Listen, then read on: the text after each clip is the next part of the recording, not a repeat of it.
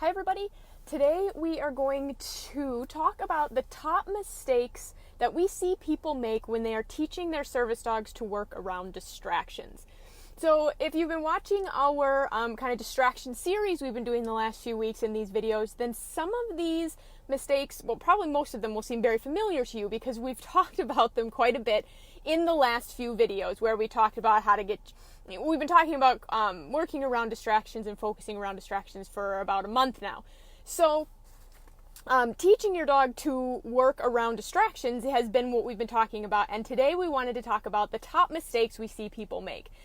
So we're going to jump right in. So some of the biggest mistakes that we see people make really revolve around throwing their dog into the deep end. So kind of just expecting too much too soon. That's really going to be the thing that we see happen most often. And the rest of these, and I have my list down below that I can reference, the rest of these more specific mistakes that people make, and we're going to talk about how to avoid them as well, they're kind of pieces of what it means when we see people throw their dogs into the deep end. So just because your dog, I think that setting expectations is a really important piece of teaching your dog to focus around distractions. So just because your dog can sit in the living room doesn't necessarily mean he can sit in other environments in the mall. So Susan Friedman, you've heard me talk about Susan Friedman before, and this quote before, she has said that, we should never talk about behavior without conditions. Behavior is always conditional and it never happens in a vacuum. So when you're training your service dog, it's not just, can my dog do a leave it? Does my dog know how to sit? Does my dog know how to stay? It's, my dog can sit in my living room, my dog can sit at the mall, my dog can sit at the hardware store. I mean, you need to define those conditions. So the biggest mistakes are all about people having expectations that are too high and throwing their dogs into the deep end. So if you're a member of our Facebook group, then you've seen videos of us training our own service dogs and how we always start in the parking lot far away from the entrance. So distance from your distraction is one of the biggest things you need to pay attention to when working around distractions. You need to start far away and slowly move your dog closer, only as he's being successful.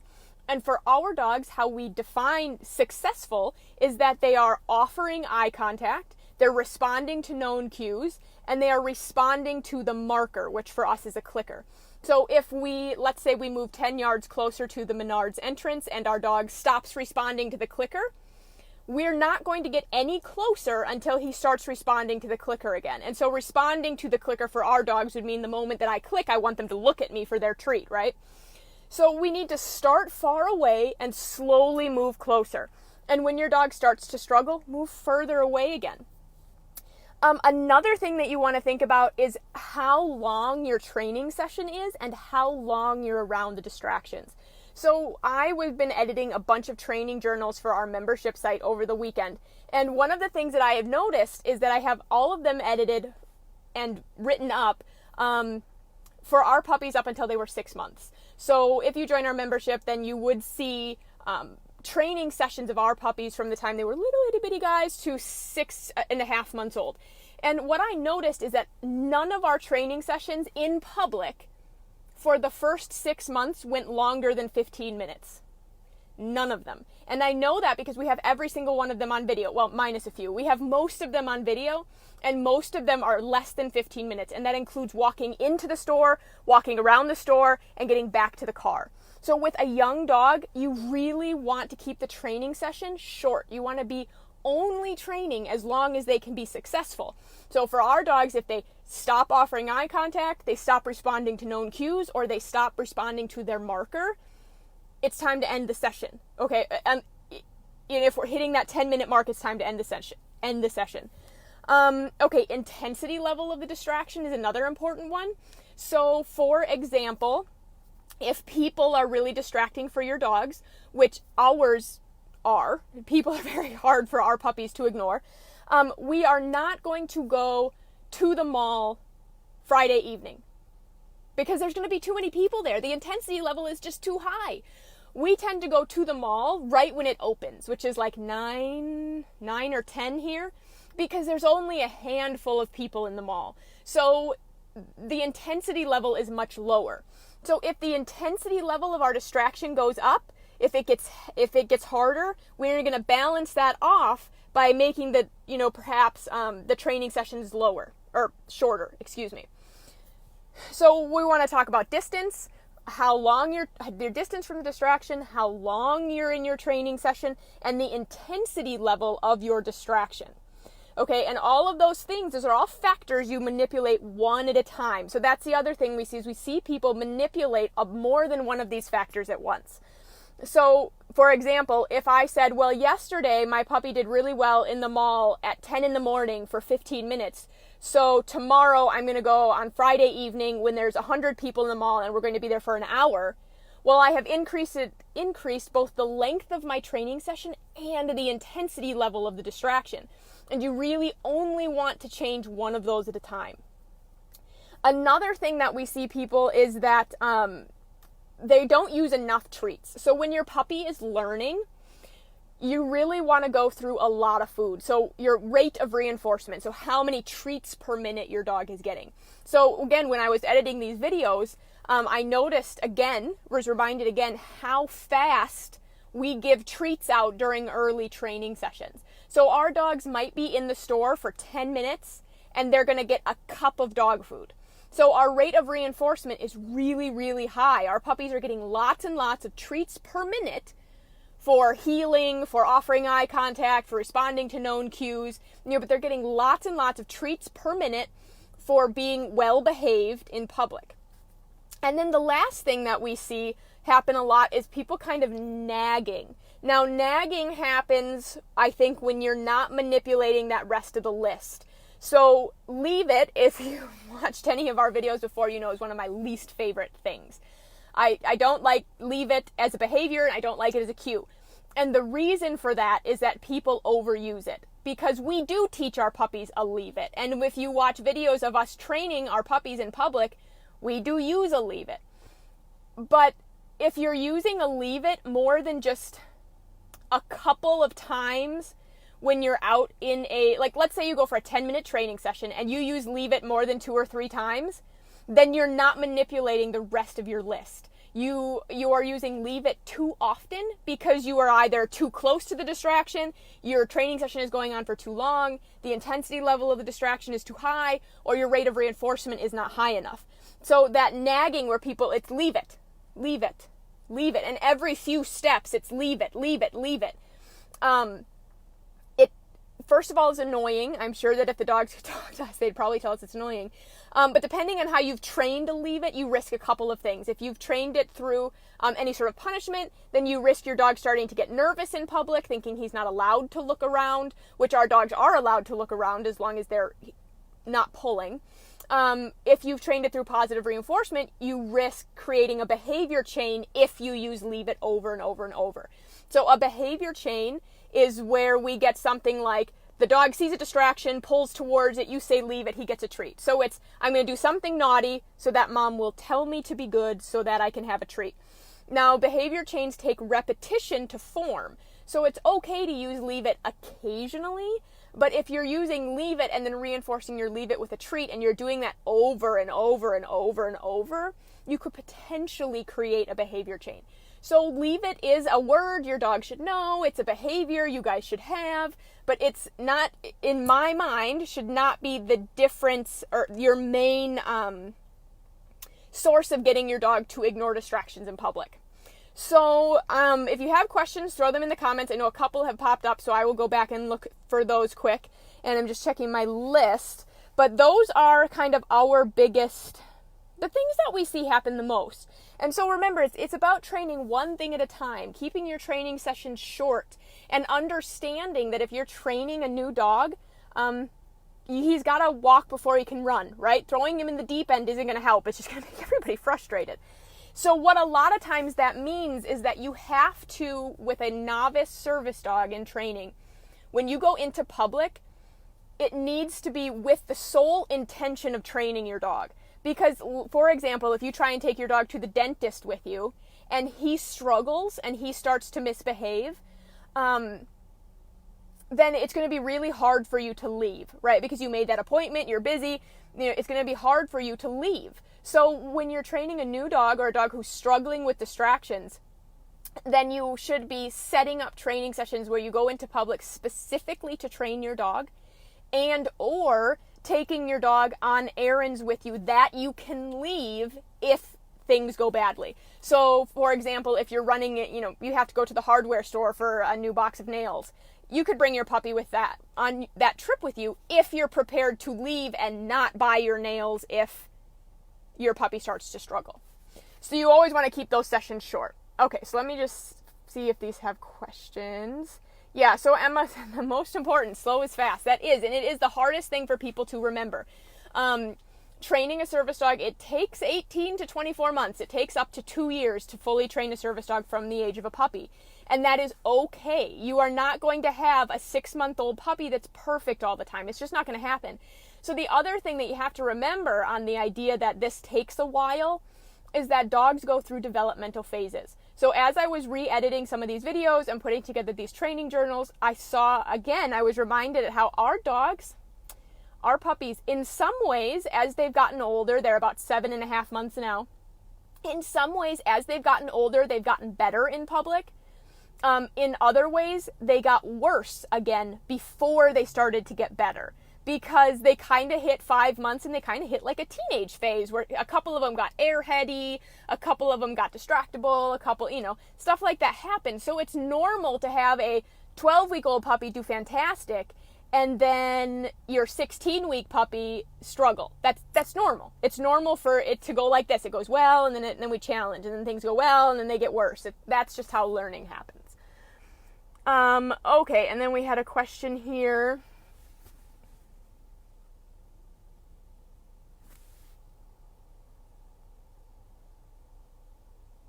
Okay, so how do we know the difference between reinforcement treats and bribery treats? Professional trainer wants me to stop giving so many treats for known behaviors and more pets, toys,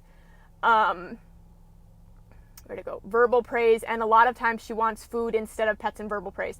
So there's a couple pieces to this. So first of all, if you're working with a trainer in person, they are seeing things that I don't see. So it is possible that your trainer is right, that your dog is ready for you to stop giving so many treats, because that's always something important to remember, is that when you guys hear me say something, if a trainer you're working with in person contradicts it, there may be a very good reason for that, and it may be because they see something in your dog that I don't see because I don't know your dog. So it's possible that your trainer is right. But the difference between a bribery and a reinforcement is this, where I go, "Hi puppy, see my treat? Okay, sit. Here's your treat." Reinforcement is where I don't touch my treats until after my dog has done the behavior. So I say sit, the dog sits, then I reach in my pocket and I give them a treat. So a bribery is an attempt to reinforce behavior that has not happened yet. Bribery is saying, if you look at this cookie, come get your treat and sit for me. Reinforcement is waiting for a behavior to happen and then reinforcing it. And it's really important to understand that difference. Now, there's another piece to this, and one is that your service dog, and this is my opinion, and it's also scientifically backed as the best way to maintain behavior, is that your service dog should be earning treats for his whole life. Now, not at the same rate that he earns treats now. So, for example, our puppies go through a cup of treats in 10 minutes. Our older, more advanced dogs, they go through a cup of treats in an hour of training. And they're not done training yet. So by the time they're done training, they'll be going through a cup of treats a day when they're in public. So even our certified, because we give a test, but I know certification is not required by law, but if we call our program dogs, our fully trained service dogs have been past their public access test, they are still earning treats every single day, just not as many. And that is because it's important for maintaining behavior to continue to reinforce it periodically. And it is also because your service dog is doing a really hard thing. Okay, you're asking a lot from him to go into every environment and ignore all the distractions and to do his tasks. You are asking a lot of your dog, and he should be reinforced for that. So as a fully trained advanced service dog, he should be able to work without treats, but he shouldn't have to, if that kind of makes sense. So we like to prepare our teams so that their dog will work all day without food if they forget their food or run out of food or something like that. But we also train our teams to never forget their food and never run out of food, because what you're asking your dog to do is hard. And it's very high level. They should be paid for what they do, in my opinion. So it is different from an obedience instructor where we want to have our dogs do a 20-minute competition, and they need to do that 20-minute competition without treats. But there's still going to be some kind of reinforcement there. So reinforcement doesn't have to be treats. It can be pets, toys, verbal praise, like you're saying. If your dog prefers food, I'd give the food. So then the last thing to discuss is what is a known behavior and how do we define that, and when do we decide that the behavior is known? Because, as I've already said, behavior is conditional. So if your dog can sit at home, but you go to the mall for the first time, sit is not a known behavior. Okay? Sit is a new behavior in a new environment. So that's where it also kind of, so, the answer is, of course, it depends. It always depends. So you also have to define what a known behavior is. And fading treats out is something that there is a process for that takes a while, and that's okay. But like I said, when your dog is learning, he will learn fastest with a high rate of reinforcement that we then slowly fade out over training. So I hope that helps. But like I said, when you have a trainer in person and they're seeing things that I don't see, then ask them about it. That would be my biggest advice. So getting behavior is different from maintaining behavior for a service dog, but okay. So then Emma is going back to the developmental phases and asking about do I have a list of the developmental phases? Not really. Every puppy I have ever had goes through them differently. So, Amelia just hit a fear period for some reason. We took her to Walmart and she kind of was like, oh, what's that? Oh, what's that? She was a little jumpy. She's never really been like that before until now. So I see fear periods regularly. Some dogs just get distracted, like they hit 6 months and they're like la la la la la up in the clouds.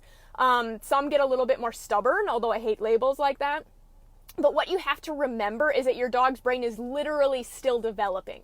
Okay, because your dog's brain won't be done developing until he's an adult, which is 12 to 18 to 24 months, depending on the breed. So, I'm not an expert in developmental periods. I just know that they go through them and that it kind of is an individual thing per dog. But their brains are developing. So it's like humans. Human brains are not done developing until you're 20, 21 or something, 22, until you're in your early 20s. So one of the reasons teenagers tend to be, I can't think of the word I'm looking for, they're not very careful about things, driving without seatbelts and they're risk takers, because the part of their brain that measures risk is not done developing. Their brain isn't ready for that.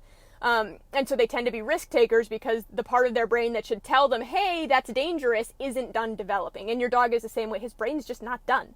So I do see fear periods. I do see stubborn periods. I see distractible periods. And I also see dogs who they hit like a teenage-y phase and they almost like forget like everything you've ever taught them. And the good news is they learn it faster the second time. But it just kind of depends on the dog and breeds. So okay. What time do we start this on Mondays? We try to be here at noon. I'm usually a couple minutes late, but I try really hard to be at noon because we don't have fast enough internet at our place to run the live video. So we try to be live at noon every Monday, but I have to come into town to do it, which is why I'm in my car today because I just didn't feel like being out in the heat. So I'm running the air conditioner.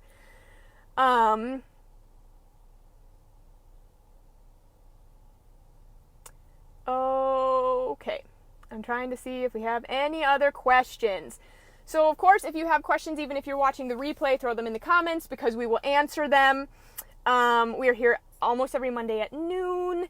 And if you like this video, please like it and share it anywhere that other owner trainers might find it helpful, because that's what we're trying to do, is get some more of the dog training science out there for owner trainers to take advantage of, because dog training is a science. There's a science behind how animals learn. All animals, dogs, people, cats, horses, everybody learns the same way. So there is a science to how all this happens. sometimes it's hard, like anything, but it's totally doable. But there's just a lot of, we're trying to get more of the science out there for you. All right, so let us know if you guys have any questions. Otherwise, like I said, like and share this video, and we will see you guys next Monday at noon.